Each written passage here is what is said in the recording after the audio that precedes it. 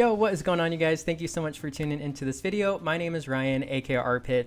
In case any of you are wondering, I know I haven't posted in a couple of weeks, but don't worry, we are going to be making sure that these videos keep on rolling. So if you guys are new here to the channel, make sure you guys hit that subscribe button. But today we are going to be talking about a game that is normally $20 on the eShop, but is currently $2, and that game is Wulverblade.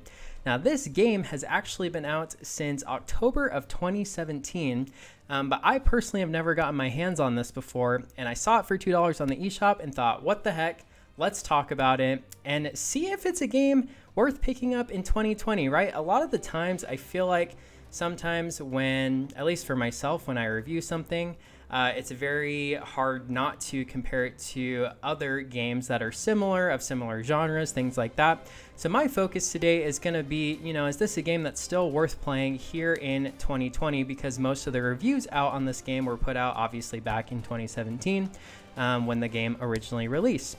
So Wulverblade is a beat-em-ups style game that has you set in the year 120 AD and has you playing as one of 3 different barbarians who are basically taking on more or less the Roman Empire and some other tribes that have teamed up with the Roman Empire.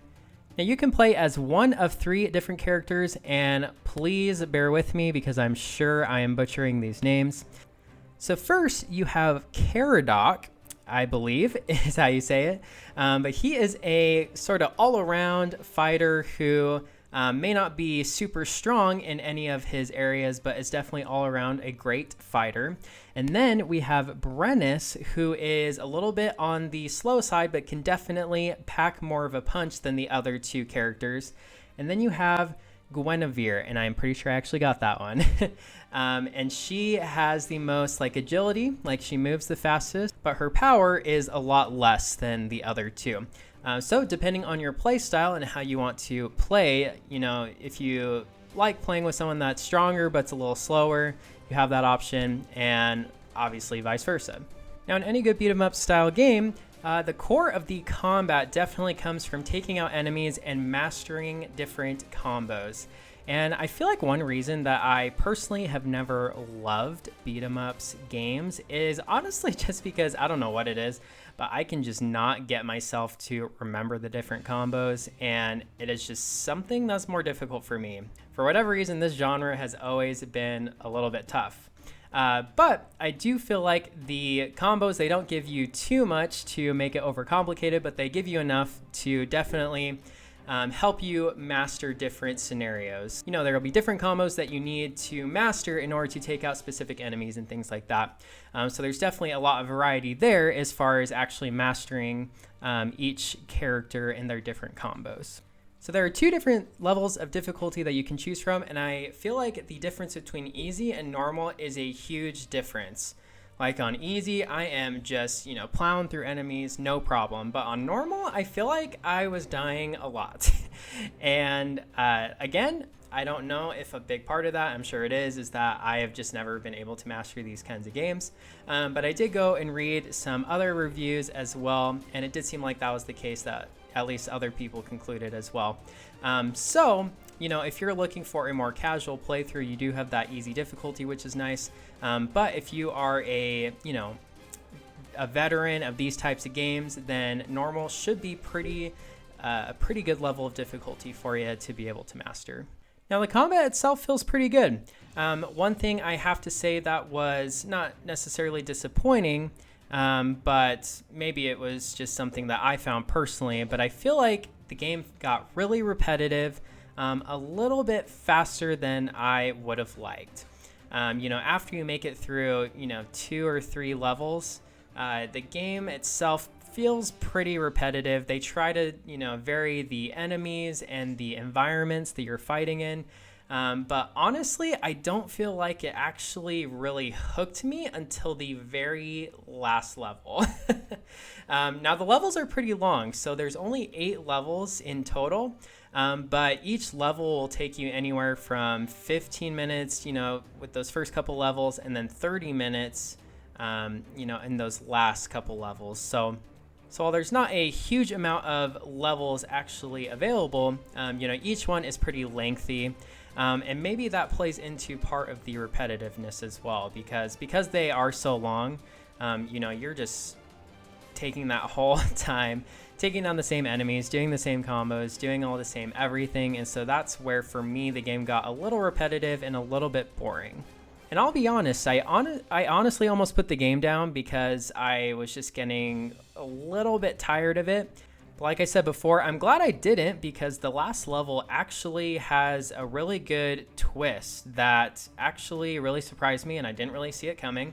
But it was something that really made the game feel a lot different. And so, unfortunately, that was the very last level. I get why it's in the last level. I'm not really going to spoil it for you, in case you are going to pick up the game and play it and everything. But I do wish there was something more like that throughout the game, just to at least spice up the gameplay a little bit.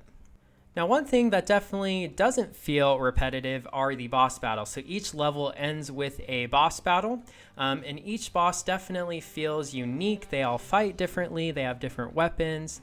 And so with that being said, that's something that's a really good, strong point of the game for sure. Another thing that I really loved is the art style, and just that sort of hand-painted art style, both with the main game and then the different stories in between the levels. And the story itself, I wouldn't say it's the best story on the planet, but it definitely is all based on historical events, and that is something that I personally really liked and enjoyed. When you beat a level, it'll actually give you an option to watch a video on where in the real world that those events were taking place. So if you're, kind of a history buff, I like to think I am sort of a history buff myself. That was something that I actually really liked and appreciated about the game. And you can pick up these different letters on the ground throughout the different levels that will give you history on, the weapons, the area, things like that. So that's something that's definitely super different, and you can tell the developers put in a lot of thought and effort into making sure that there were a lot of similarities between the real world events and the events going on in the actual game. So is this a game that's worth picking up here in 2020? Well, for me, it's kind of a toss-up, even at the $2 price point, because honestly, why do you want to spend $2 on something and you're not going to enjoy it, right? Why as well save that $2 for something else? I think I would recommend this game for people who either love history or love beat-em-ups style games. If you are not a fan of these games, or you don't care about, the history of anything like that, this game probably isn't going to be something that you're going to love. Like I said, the game definitely gets pretty repetitive pretty fast. I would just keep in mind, the game doesn't necessarily do a whole lot when it comes to varying the environments and the enemies that you're facing off against, really until the very end of the game. And so if you don't really want to grind through those, first levels to actually get to some of the, in my opinion, best parts of the game, then this one may not be something that you'd necessarily enjoy. For me personally, I would probably give this game a good 7 out of 10. I will say though, like I said before, I'm not a huge fan of these style of games. I've just never really dived deep into these style of games. And so that definitely may play a role in my, opinion on this game for sure. It's definitely something that I really liked. I just wish that they had done some things differently throughout each level to actually make it more exciting and interesting. I do really like the story. I like how they incorporate the different characters throughout the story, regardless of which one you choose to play with. It definitely runs pretty smooth, and it definitely is a strong beat 'em up style game. But for me, it just didn't do enough different in the game to actually set it apart from other games in the same genre. Let me know what you guys think of this game down below in the comment section, if you've played this game before, or if you guys ended up picking up this game on sale. Keep in mind, this game is going to be on sale until November 12th, so here just another couple of days. So hopefully this review helped you out. If you guys enjoyed this video, make sure and hit that like button and subscribe if you guys are new here to the channel as well. And I will see you guys in the next one. Peace.